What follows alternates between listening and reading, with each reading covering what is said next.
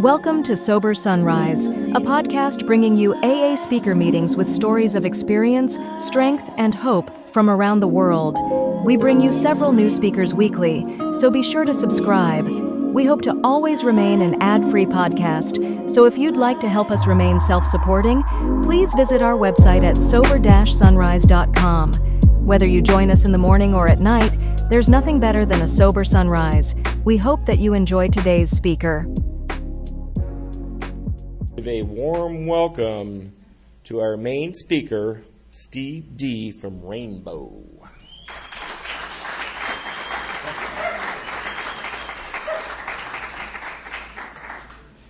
I'm Steve, alcoholic. One of the reasons I'm here tonight is because I got run over by a drunk driver. You know how quiet the room gets when I say that? You guys know who you are. Drove around. Yeah, I was out in Box Canyon years ago, and me and a couple of my drinking buddies and a couple of girls were going to get back off the road a little bit, and we'd been drinking all day at the beach, and so I jumped in my van, and we all jumped in the van and went down this old bumpy dirt road, and the linkage fell off the transmission on my van, and being the smart mechanic that I am, without even turning the ignition off, I was going to jump out and put that linkage back on the transmission, and so we could go a little bit further. And when I did, I jumped underneath the van and I put the linkage on the transmission and pulled it into gear and ran over myself. Just the back tires ran over me. But then I had to chase the van for a little while, but I jumped back in. So in reality, I did get run over by a drunk driver, me. And I wanted to welcome Michael and Morgan, and if I missed one, I'm sorry, the newcomers in the room tonight. I hope that what you hear in these rooms is somewhat of a reflection of Alcoholics Anonymous, and if it seems a little bit uncomfortable for you, good. It's not very comfortable when you start out, and I sympathize with you, and I want you to keep coming back till you feel comfortable. But anyway, I want to welcome the newcomers. That's part of my assignment. I wanted to thank Merle for asking me to come up here this evening. And usually I don't stand up here in front of this many people unless it's at my own arraignment. So I'm a little nervous, and I wanted to let you guys know I'm going to be telling you some of my secrets tonight, and that's not always comfortable. But I learned that my secrets will kill me, so I have to tell them. So in order to be comfortable telling you people my secrets, I kind of want to know who I'm talking to. So I'm going to have a little show of hands here that I always like to do, and it's a little survey that I like to take so that I know who you people are. Is there anybody besides me that sat in the back seat of a cop car? Oh, good. I feel better already. More than once? All right. Oh, I feel taller already. Is there anybody that made that stupid phone call in the middle of the night they wish they could have taken back? Oh, more than once? Uh-huh. Any bedwetters in here? More than once? Oh, you guys. All right, I feel better. I can tell you my secrets now. I came from a big family. I came from an alcoholic family. Everybody drank. I came from a musical family. My parents were both big band members. My mom was a lead singer, and my dad was a sax player and a singer in the Johnny Martin band. And they played in the big band era, and so we had jam sessions at our house, and there were 5 kids and a lot of drinking going on, and it's just the way I was raised, party on. And every kid in the family all played a different musical instrument, and we just all partied together, one big happy musical family. And I grew up in the San Gabriel Valley. I'm a third-generation native Californian, an endangered species, and I grew up in the San Gabriel Valley up in the Covina, West Covina area, and went to school up there. I went to 4 different high schools and never graduated. My parents were alcoholic, and so they do real good for a while, just really run for the goal, and then do really bad for a while and lose it all. So we always moved a lot, and a lot of bill collectors and all that stuff that goes along with trying to raise a family and drink at the same time. So I learned early on to lie. When the bill collectors had called the house, I learned real early to tell them people that, well, I don't even know who my dad is, and my mom's at work, you know.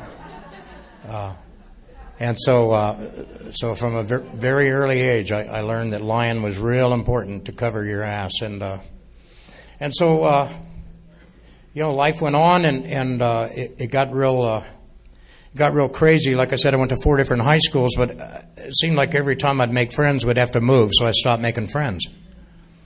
And boy, I tell you what, my parents were some booze hounds, and my whole family was booze hounds. I had an aunt that put a gun in her ear, and my grandfather hung himself, and just crazy, severe alcoholic tragedy and drama going on my whole life. I was just raised with it, and that's the way it was, and I just thought it was that way everywhere. And I was one of these kids that did real well in school, and then I'd do real bad. So I was like an A student that was in detention all the time. It just nothing seemed right, and you guys have heard it before, I didn't fit in my skin, and so very difficult. When I watched the way that my family drank, I said, I'm not going to do that.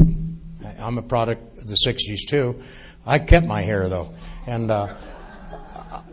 I tell you what, the way people drank and the things that I seen, I didn't want any part of that, and so I was going to be a pothead. I was just going to smoke weed. I was not going to be stumbling drunk like my folks and their folks, and the problem with that is that stuff made me thirsty. I'd smoke a couple joints and then I'd drink a couple beers, and I'd smoke a couple joints and drink a couple beers, and just that I don't know. It was just boring. Life was real boring for me, and I couldn't wait to get out of that crazy, insane house, and the Vietnam War was coming along nicely, and they were drafting most of my friends, and I tell you what, if you left school when I was in school, if you left school, you had to go in the service. You had to have permission to leave school. You couldn't leave school like kids do now. It's like now they don't even go to school, but anyway, you couldn't leave school, and unless you were in the service. So I joined the service. I was a kiddie cruiser. My older brother joined, and I was 17, and I joined when he joined, and went in on the buddy plan, and I was going to join the service because I didn't want to get drafted and go to Vietnam. So I went into the service. I joined the Navy, and I was on the USS Fort Snelling, which was in the amphibious Navy. And before I was even 20 years old, I'd already been to Naples, Italy, and Barcelona, Spain. And the ship that I was on is an amphibious ship, and it had a helicopter flight deck. And it's the ship that the Navy sent over off the tip of Spain. The United States Air Force accidentally dislodged a bomb, and so the ship that I was on is the one that went and recovered it. It had Alvin, that little 2-man submarine that went down and grabbed onto this bomb off the tip of Spain. They evacuated all of Spain back miles and miles and went down, and our ship is the one that recovered it. So the Navy granted us what they called a Good Hope cruise, and that's like the pleasure cruise. And so we came back to where the ship was tied up and painted everything and shined everything, and we got to go, went back to Little Creek, Virginia, and went island hopping all through the Caribbean. And I was your typical drunken sailor. Couldn't wait to go on liberty and get good and liquored up. And I'll never forget. I wasn't very good at it. I was one of these guys that just had too much fun, and it'd always catch up with me. So we were in one port of call in Tobago, which is way down below the equator by Trinidad. And we were in Tobago, and I had offended one of the natives there. I think it's British West Indies, I'm not sure. But I had offended one of the local natives there, and before I even got to the end of the building trying to run away from this bad scene that I'd made drunk, some of the locals there had grabbed me up and had a rope around my neck and was actually pulling me up the flagpole in front of City Hall and was going to lynch me right there in Tobago. I didn't really think that drunk was going to end that way that day, but Shore Patrol came along and popped a couple rounds off and got me down off the flagpole, and I was restricted to the ship for again. That's just a kind of, when I look back on it, it's kind of funny now, and that was kind of scary then, having a rope around my neck, but I always ended up in those. I'm not the kind of guy that lost my watch and came to Alcoholics Anonymous. I made great big messes. I ended up in Vietnam anyway. I spent 7 months in Vietnam, but I got shot in San Bernardino.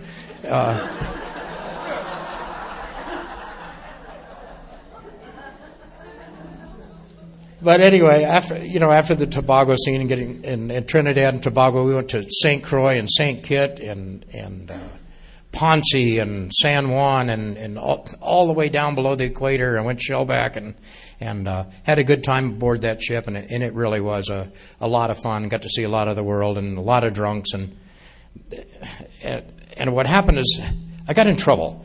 I always seem to get in trouble, and I got sent down to the bilges of the ship. Part of my punishment was to go down and do some duty painting down in the bilges of the ship, and the Navy uses a real toxic paint. It's called red lead and zinc oxide, and I got overcome by paint fumes. And I'm not a huffer, honest to God, but I got overcome by paint fumes, and next thing you know, it's like I'm being pulled up out of the bowels of the ship, and I'm laying in sick bay, damn near died, and I said, hey, these corpsmen have it made, man. Geez, they don't get dirty. They don't do any work. They get the best food. They don't even have to take shots, So anyway, I changed rate. I became a striker. And so after I left the ship, they sent me off to Great Lakes Naval Hospital Corps School in Great Lakes, Illinois, and I became a hospital corpsman. That's not a good thing for a guy that likes to drink and that has like an obsessive kind of personality, me, and pill popping and drinking and partying. Corpsman isn't a good job, but that's what I became, and I got stationed down in Corpus Christi, Texas, in the Naval Air Station down there, and I started stealing pharmaceuticals out of the med lockers and selling them off base, and unfortunately, someone it got back to the Navy that I was taking their drugs and selling them, and I was brought up on charges. And so here I was joining the Navy, trying to avoid going to a war in Vietnam. My choice was go to Fort Leavenworth, Kansas, or take orders to Vietnam. And so off I go. And now I'm attached to the USS Reposey, which is a hospital ship sitting out in Cameron Bay.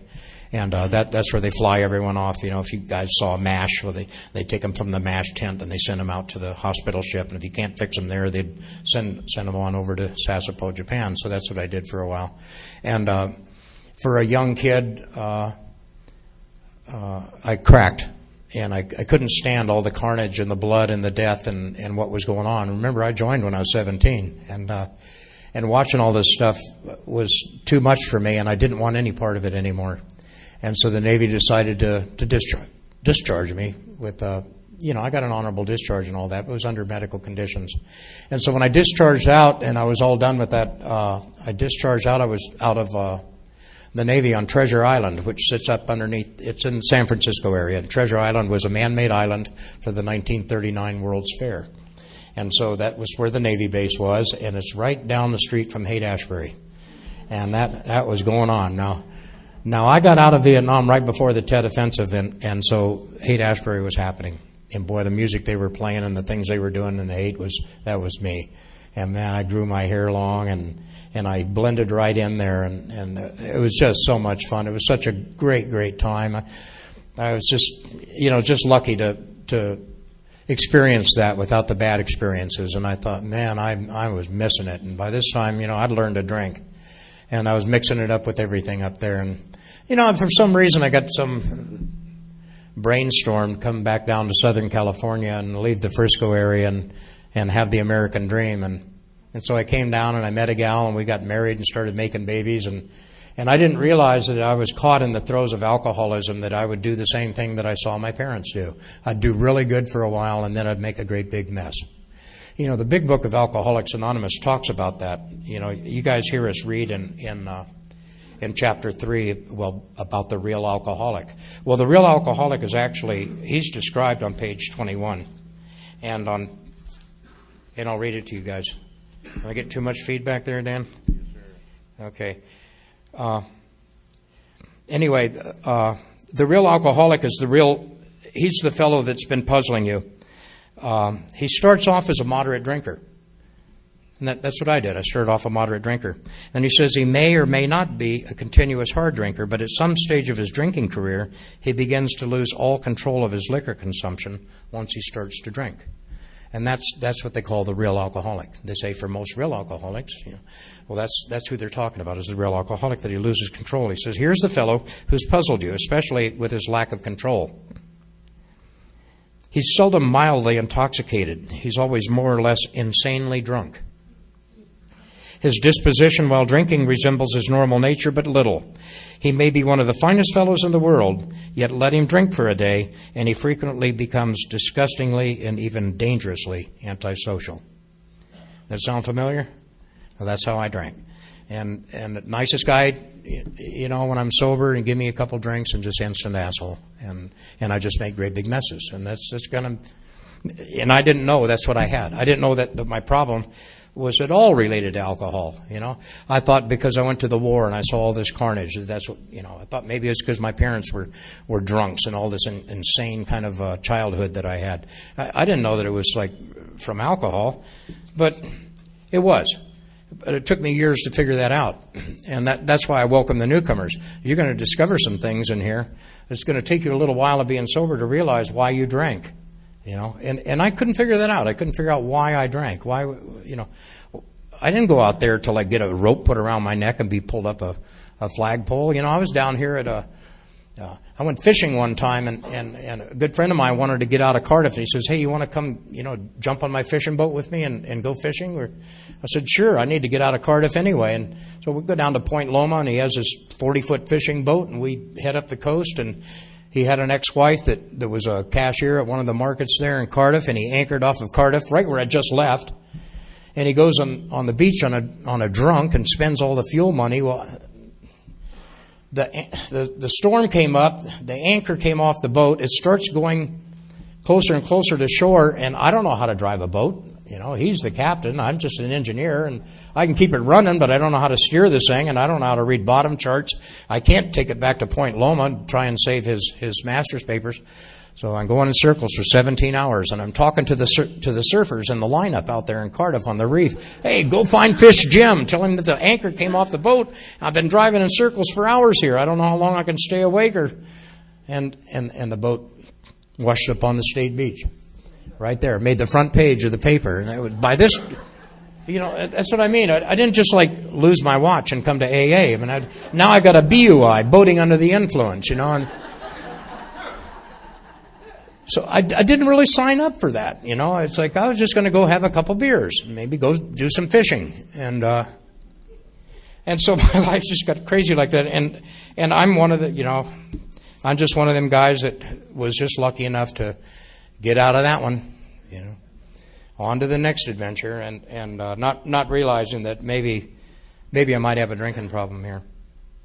Well, you know what? The marriage, back to the American dream. The marriage didn't work out too well.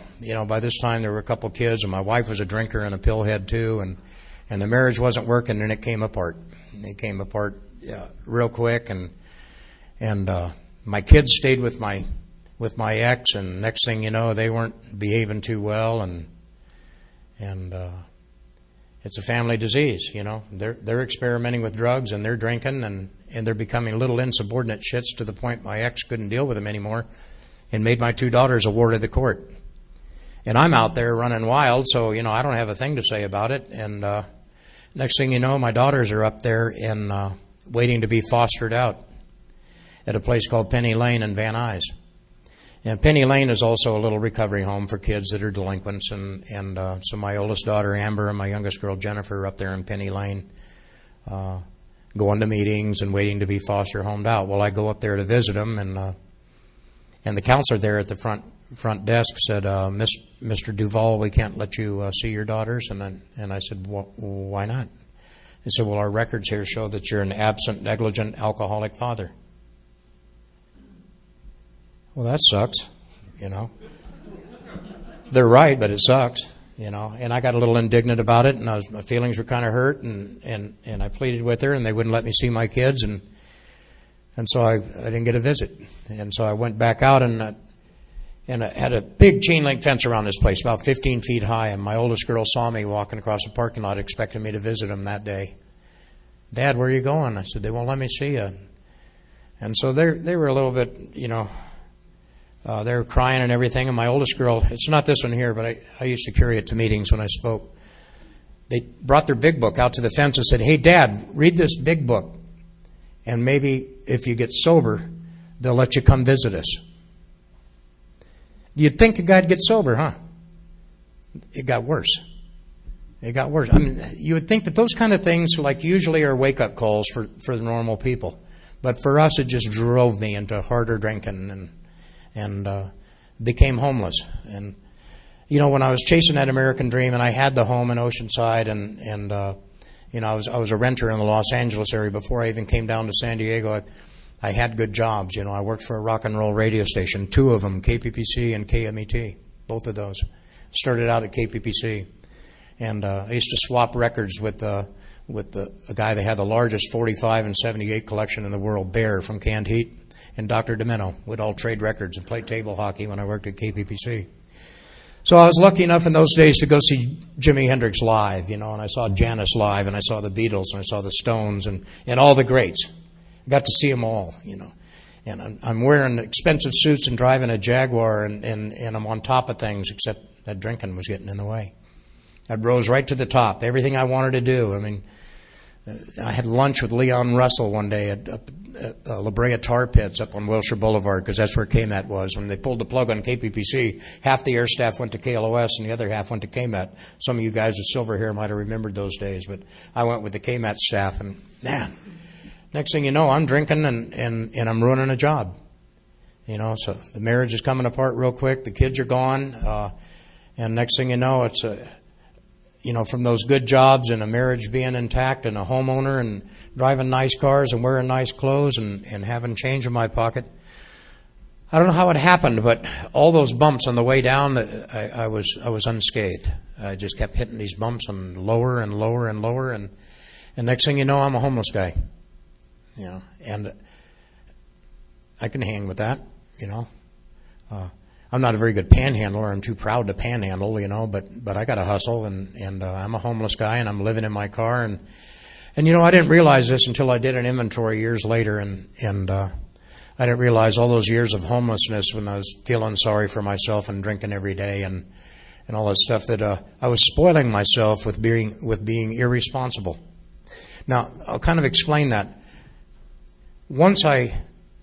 Once things turned the corner for me and I sobered up, I had a chance to have good jobs and housing and relationships. And I'd been such a flake for so many years, I was too afraid to do that, you know. And the reason I say I was homeless is, you know, I already asked you guys. I can tell you my secrets. I'm not real proud of some of the ways that I lived. But I went from like what I thought was the top to the bottom, and I didn't know how to get out of there. And I was eating one meal a day at Brother Benno's Soup Kitchen and selling blood. You know, for a guy that used to work at radio stations, you know, that had seen all the greats and had a family, it wasn't like I was ashamed, but I didn't know how to get out of it. And that was the weird part about alcoholism that took me years of doing inventories to figure out. I didn't know how to get out of it because what I'd done is I'd shaved off all the rough edges of living like that. And I'd got so used to getting a meal here or a handout here that I didn't know how to. I was becoming more animal than human. I lived in my car for 3 years after I sobered up. Now, I want you guys to stop and think about that for a minute. I want you to stop and think about when you leave this meeting, you go out to your car and you take the blankets that are in the trunk and you move them to the back seat. And then you got to go find a dark neighborhood somewhere and hope that no one sees you flop over in the back seat so you don't get rousted by the police. It's not easy being a homeless guy, and I'm not saying that because I'm a low bottom drunk. You know, it's just that's my story, and you almost have to want to live like that, and that's why I had to do inventories. It's like I chose to live like that because you know what? If you're homeless, you don't have those damn phone bills. You don't worry about making those stupid phone calls in the middle of the night. You got no phone, you know. Registration, I had your sticker on my car. You know. Warrants, you got to catch me first. I was wanted in 5 different counties. Just stupid stuff. Just failure to appear and not pay fines and drunk drivings and the way that I behave when I drank. And so I had to lay low. And so being homeless and wanted is really scary because you kind of stick out when you're a homeless guy. You know, you always got that look, your hair's on kind of sideways, you know, and your clothes are all wrinkled from sleeping in them, and you know you're just leaving the soup kitchen instead of your job. And you know the thing is, I didn't know how to get out of that. Some of you guys that have been around the Oceanside area or over on the coast a little bit know that right where Wisconsin ends and in between Wisconsin and Oceanside Boulevard on the Coast Highway, there's an old cemetery and a bowling alley. That was my home. I slept in the cemetery, and I like to say that it was quiet. I was the first guy up every day. But there was an old mausoleum in that cemetery there in Oceanside, and it had a wall all the way around it, and all the crypts had already been vandalized years ago, and so I'd throw my road gear in one of those crypts and crawl in there every night, and every once in a while you have to guard your stuff when you live on the streets. It's hard to believe that, but you have to guard your stuff because it disappears. Sleeping bags, whatever you have, the cheese that the state will give you, whatever, people take it, and it's not like you guys wouldn't take it. Other homeless guys take it. And so it's like you got to hide your stuff. So it's a real shuffle. It's a lot of work. But there's a lot of things you don't have to do. You don't have to pay rent. You don't have to answer to a boss. You don't have to do that phone bill. You don't have utility bills. So as I slipped into this whole thing of drinking and being homeless, it sounds pretty attractive sometimes, but no responsibility, none at all. And I didn't want to answer to you, and I didn't want you to see me, and it was a miserable lifestyle. Not one of those lonely ones like you'd think it'd be. It's like, how did I get here? How can I get out of here? Always figuring out, always on guard, wondering when the cops are going to pick you up. And I went on like that for 10 years. I was a homeless guy for 10 years before. I'm a slow learner. And, when I was just all out of ideas, and I was wanted all over the place. The sheriffs down in Cardiff knew me on a first-name basis. They'd go, Steve. They didn't even want to take me in anymore. They knew I wasn't going to pay my fines. It was a good time to clean up. I'd do 30 days and get cleaned up and get fed and fatten up a little bit, and they'd boot me back to the streets, and it was just the same thing over and over and over again. Matter of fact, I got sober on Valentine's Day in 1988, and the H&I people that used to come in and do H&I service over in the Vista County Jail on Melrose there. If you was at the tail end of a 30-day, 60-day, 90-day sentence for drunk driving or drunk, if you had an alcohol-related crime that you was doing county time for, and you was well behaved in county jail, the H&I people would come over to Vista County Jail, and they'd put you in a van and they'd take you to an outside meeting. Can you believe that? Well, that's what they did. And so my very first meeting from the H&I people that came over to Vista County Jail on Melrose Avenue took me to an outside meeting at Saturday Night Live over at the YMCA on Saxony Avenue. And they used to have mats on the ground there. They'd set up in the basketball courts. And so the van from the county jail would pull up, and about 6 of us from the county jail would get out in our dungarees and our green shirts and our flip-flops, and we'd go into a meeting. Greg was talking about each head had 2 eyes. It was like 1 million people looking at us, all these inmates walking in, and walk into a meeting. And there was no doubt in my mind who I was going to be holding hands with at the closing prayer. I didn't get to pick out a pretty girl and go, I'd like to stand next to her and pray. And so another inmate I'm handcuffed to, and then they'd take us back to county jail, and then a week or 2 later, then they'd turn us loose, and it'd be the same thing over and over again. I got sick of living like that, and I didn't know how to get out of that, and I was kind of wanted, and I'd pick up little day jobs here and there, and I got a little bit of cash in my pocket, and a guy gave me a job painting inside of a house, and he sent me to the paint store in the company truck, and I think I was headed down to Frazee Paint, and I took his truck and I left town. I stole a truck and I went out to Desert Hot Springs. Well, first I went to Palm Springs, and I was sitting down there at a place called The Nest, just a scurvy little dirt floor bar, and this lady about 150 was sitting on a bar stool drinking, and big diamonds and big hair, and she got so drunk she fell off the bar stool, and a couple of the locals there went there and picked her up and propped her back up on the bar stool, and she dragged this phone number out of her purse. She said, "Call these people. It's Alcoholics Anonymous. They'll come pick me up." And so she'd totally relapsed, but she knew that Alcoholics Anonymous would come pick her up. She was staying at a convalescent home close by, and I don't know whether they came and picked her up or not, but we got her over back to her room at the convalescent hospital. But she said, if you need some help to stop drinking, call these people. And so I did. And I was in a stolen truck, and I was hiding on side streets and sleeping in this stolen truck, wondering what I'm going to do next. No money. Wanted everywhere. And so I called them, and I called a place called Lost Heads.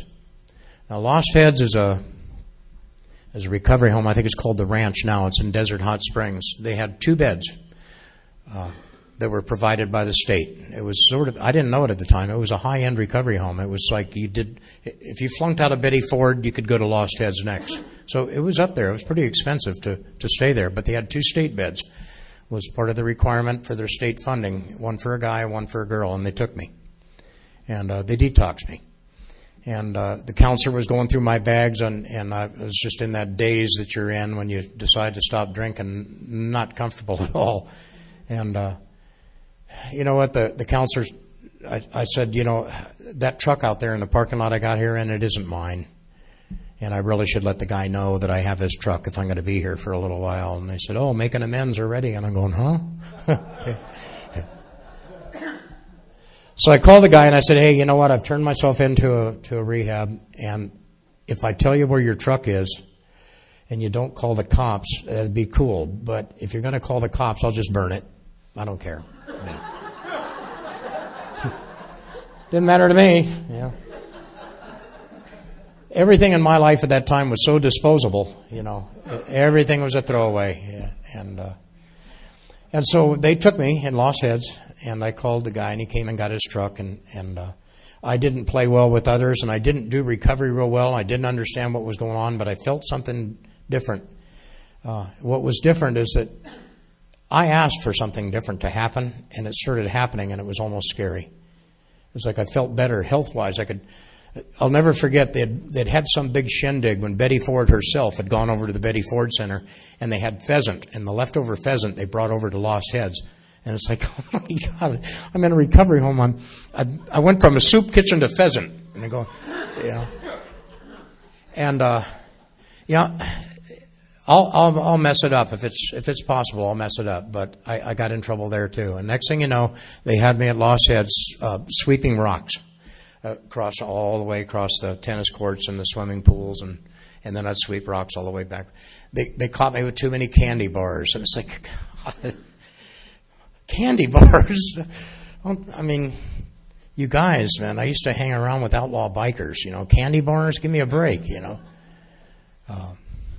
I left that part of my story out, and it's not important. But at the end of my drinking, I didn't hang around with the kind of guys that I could come up and say, give me a hug, I'm having a bad day. I hung around with the Mongols. I rode Harley Davidsons. I hung around with an outlaw motorcycle club.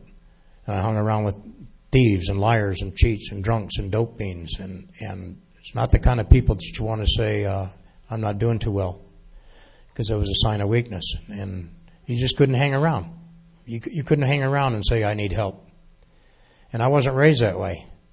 And so now I'm in a mess. I'm in a place where I have to ask for help, and I don't know how. And so there's only one person that's going to help me, and that's just God that I asked to help me when I said my little prayer out there in the middle of the desert.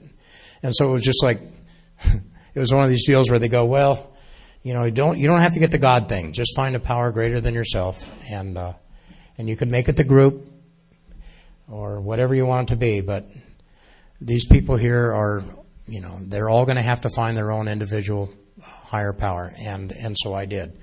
And I didn't think it was working, and I made it 30 days, and they reviewed my case and said, maybe you better stay another 30. And that's good. I don't have anywhere to go. Well, I know where I'm going. I'm going to go right back to the streets, right back to the bars. And by this time, I'd sobered up enough to realize that I'm going to have a car like Greg's, It's going to turn into the nearest liquor store. And they told me, he said, if you leave this place, you won't make it back. You're one of them kind of drunks. And we don't think you're going to make it. What? What do you mean I'm not going to make it? So, I stayed there with a resentment for a long time, going, I'll show you guys. And I made it. I made it to 60 days. Well, at 60 days, they started taking you out of Lost Heads, and you started doing a little work for the rehab there, like they had car washes and things like that, and you bring the money back, and so it started working a little bit. Well, at the end of 60 days, they gave me another 30 days. Now I've been there 90 days, and a guy that belongs to another program, one of our other sister programs, came around, and a real well-to-do guy, and he came around to all the recovery homes in the valley out there, and he said, if anybody is looking for work and getting ready to discharge out of here, I'm opening the Oasis Water Park down here, and would like you to come fill out an application. So I went to work for the Oasis Water Park right there in Palm Springs, and God, what a great job! Walk around, get a tan, and you know what? I was around people that was serving beer, and the obsession had been lifted, and I'm making some money, and I bought a bicycle. You know, Palm Springs is kind of flat, so you can ride in it. So I bought a bicycle, and I met my sponsor, and he had a room at his place. He was due to go in for some back surgery, and he said, "I'm the maintenance man at this huge apartment complex. I'll give you a room for free if you help me do the maintenance in this apartment building." And so he did, and I moved in there, and he gave me a room, and he went to the hospital to get his back surgery. And, you know, I thought sponsors were like bulletproof, but he wasn't. And he started drinking, and he went into, on top of his pain pills, he went into anaphylactic shock and died in the hospital from using the prescribed medications and drinking. And so now I got to move, and I lost my job. And I go, well, what am I going to do? So I took my paycheck, and remember back in my story when I said I'd spoiled myself with irresponsibility? I've got money enough to get an apartment, but I'm too scared to do it because there's a whole bunch of responsibility that goes along with that, like rent in 30 more days. And 30 days after that, rent again, you know. And I'd gone so long living on the streets that I didn't know how to do that. And so I bought a car, and I bought a car cover, and that's my new home. And you can't be homeless in Palm Springs. It's against the law. And so every night, it was just like when I lived on the coast. I'd have to sneak into a dark neighborhood, put my car cover over my car, take a walk until it got dark, and then when it got dark, I'd come back and I'd sneak in underneath my car cover and sleep in my car. And I did that for quite a while. And I didn't know how to. The water park closed, and that concession company, Ogden Allied Concessions, went on. Their next stop was London. They asked me to go, and I was too afraid to go. Now remember, I haven't done the steps. All I've done is ask God to help me stay sober. So that's the only thing that I've participated in my recovery so far. So I had an absolutely empty tool bag. I had absolutely no faith. I didn't have an understanding of a power greater than myself. And, you know, I'm almost throwing my arm out of joint, patting myself on the back for all the good sobriety that I've done all by myself, you know. And, now I'm lost again, and all I know how to do is like drink and crime. And I didn't want to drink. I didn't. You know, one of the worst things I could think of is going back and having to ask for a handout at a soup kitchen. You know, now I've got clean clothes, I've got a little bit of sobriety, and one of my biggest fears is going back to eating out of dumpsters and eating at soup kitchens and selling blood, you know. I'll never forget the doctor at the blood bank in Oceanside wouldn't take my blood because it was so protein poor. And it was only given like $8 then, and it's like, what? You know, I couldn't even sell blood anymore. And so I didn't want to go back to that kind of life, and I didn't know what to do. And I got a job with a construction company, and they were building a house out at Salton Sea, a big 5-sided, really confusing house to build, and all this was new to me, and the guy knew that as soon as I got paid, I was going to leave that desert.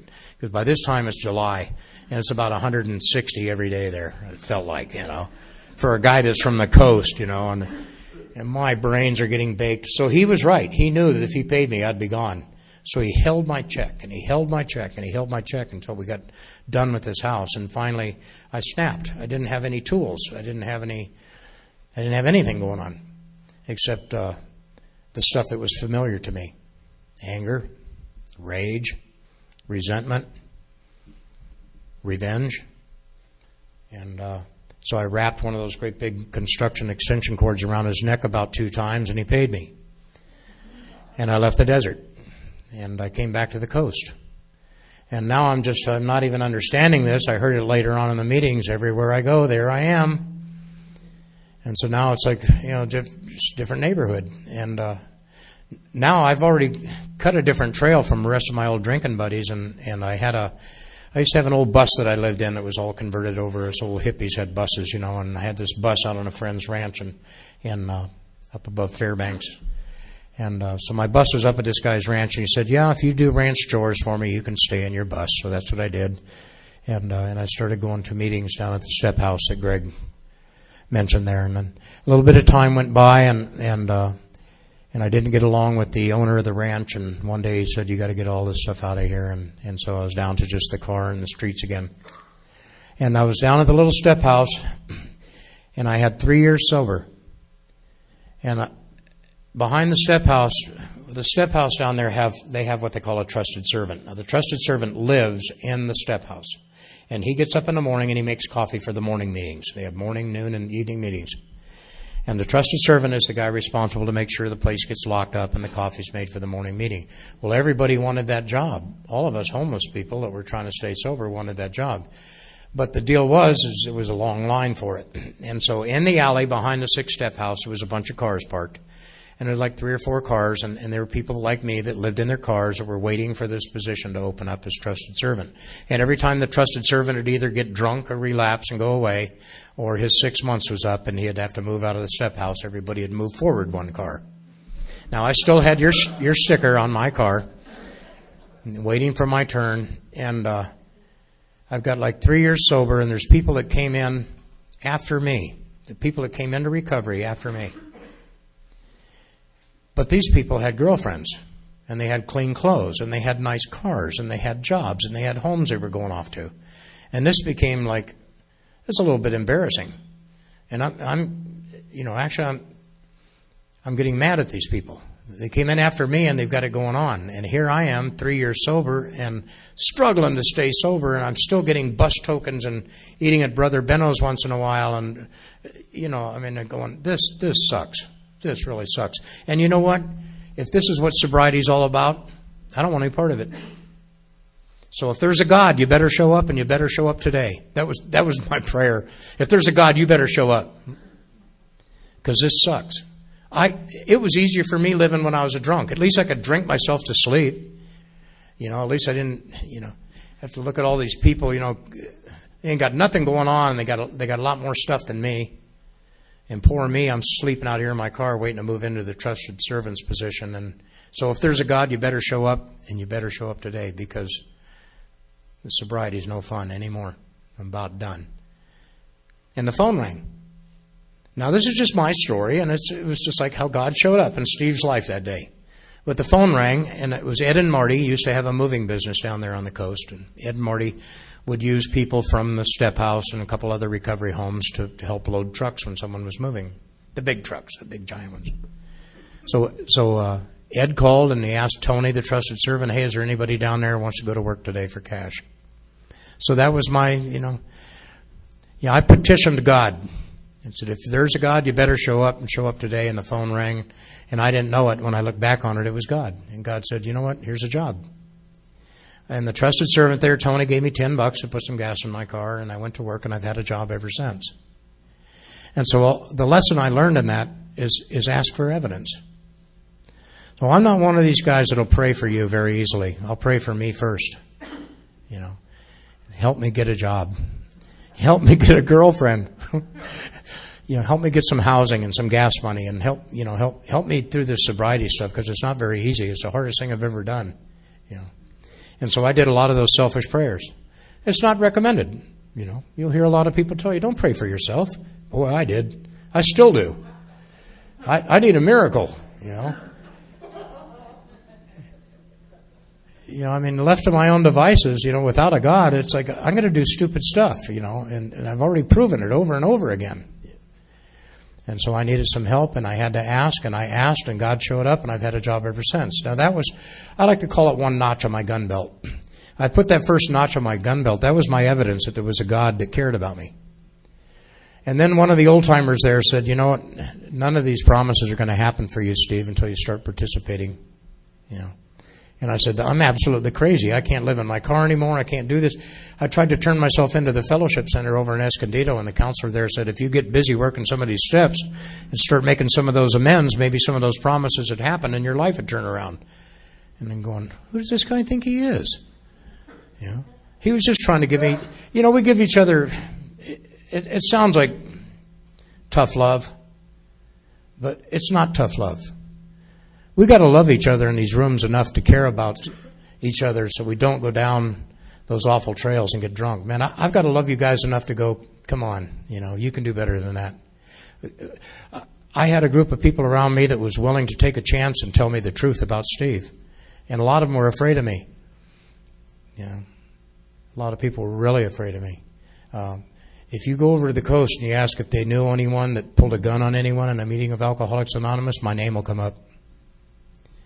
And if you ask anyone over there on the coast if they know anyone that's been in a fist fight in a meeting of Alcoholics Anonymous, my name will come up.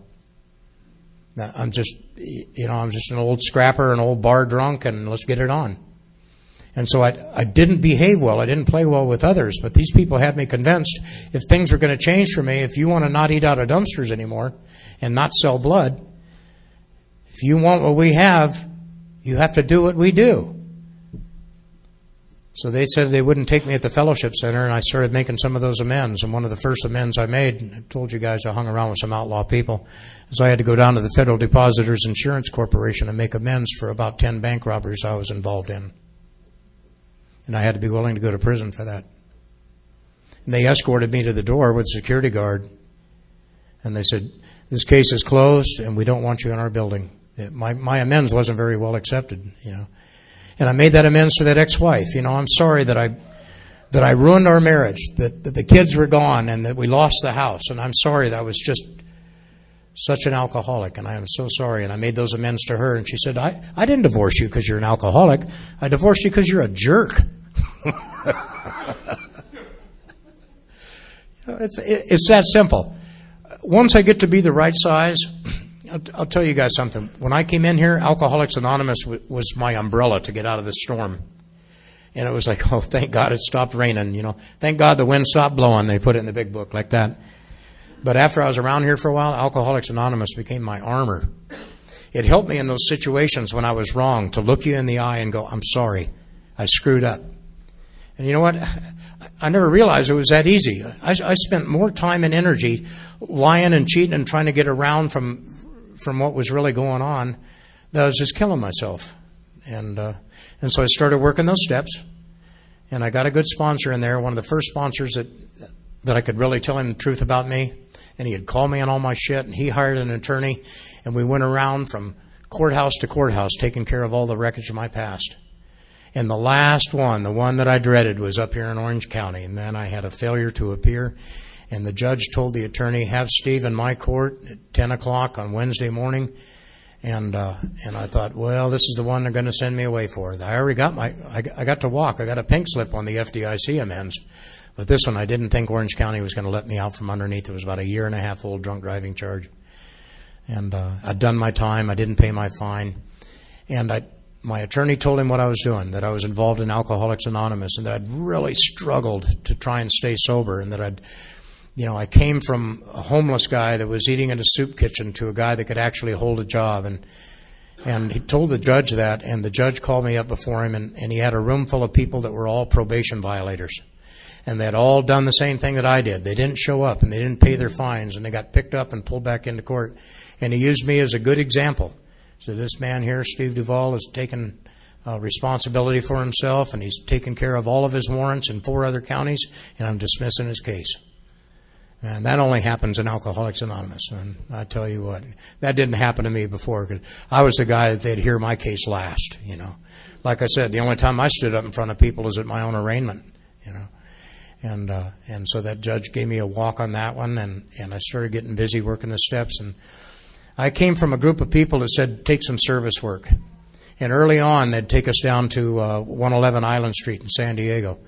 And I'd go down there with crazy Trudy, who had hair going this way, and babbling Barbara, who had been locked in a trunk until she lost her mind, kidnapped, and a crazy story. And they were going down there to 111 Island Street, and we'd walk up there to that street, and the counselor would see us coming, and they'd tell us, over there, get your mat over there. They thought we were coming to check in, And they had a red line painted right down the middle of 111 Island, and if you was still drunk and detoxing, you'd get a mat and go on that side. If you was bringing a panel in to talk to these drunks, you'd go on the other side of the line. And so I got busy doing H&I work, and I took a commitment at the VA hospital. And you know what? I stopped fighting that war in Vietnam, because it wasn't a war in Vietnam. I wasn't the only guy that got drafted or had to join the service or go to that war. There were a lot of people like that. I just found out it was one more thing. I was blaming the wrong thing. And that's what the inventory did for me. And the inventory showed me why I drank, where I was wrong, and my part in it. What was affected by it. So all these fears I had about, I can't get an apartment, so the rent's going to come due every 30 days. All that stuff became easier to do once I had some tools in my toolbox. There's a funny thing that happens in Alcoholics Anonymous, and I'm going to read to you guys the way that I felt. It's on page 52 of the big book.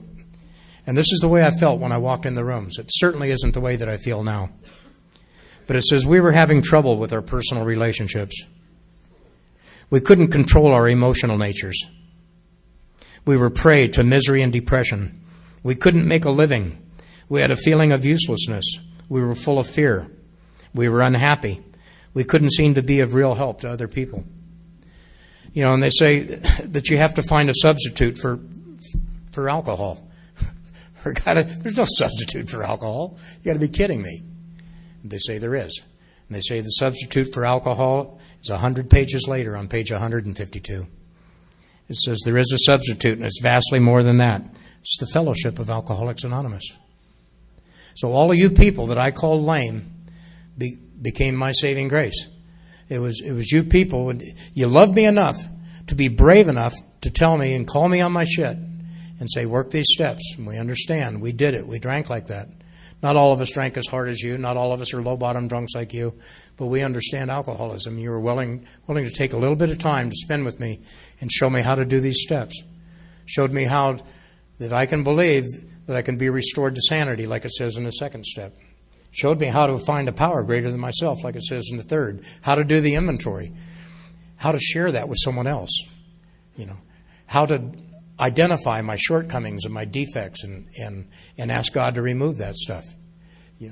How to make a list of all the people that I'd hurt and start reaching out and saying I'm sorry and really mean it.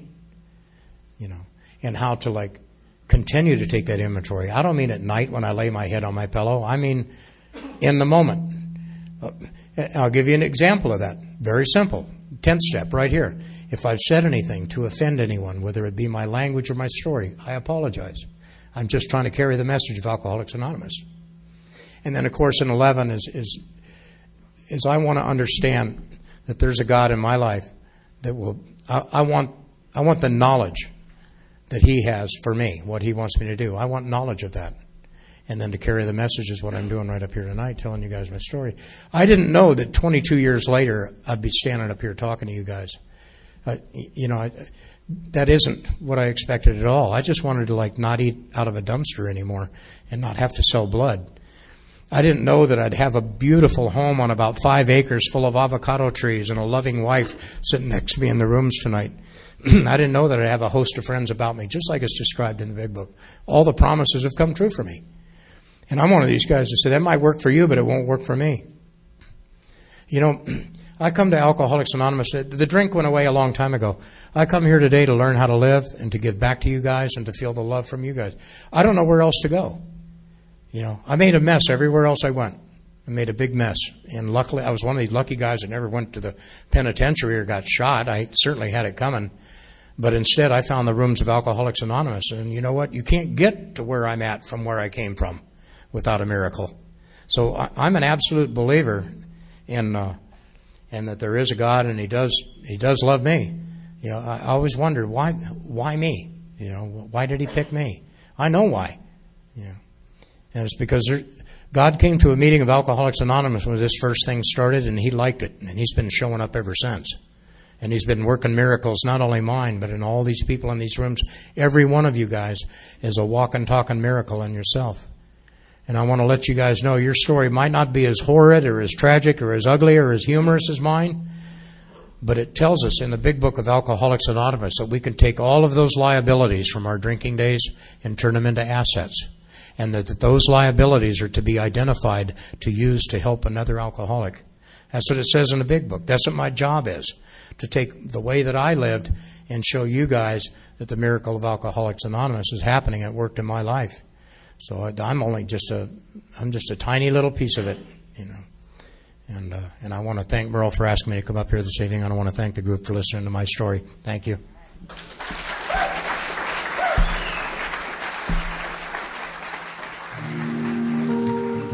Thank you for listening to Sober Sunrise. If you enjoyed today's episode, please give it a thumbs up as it will help share the message. Until next time, have a great day.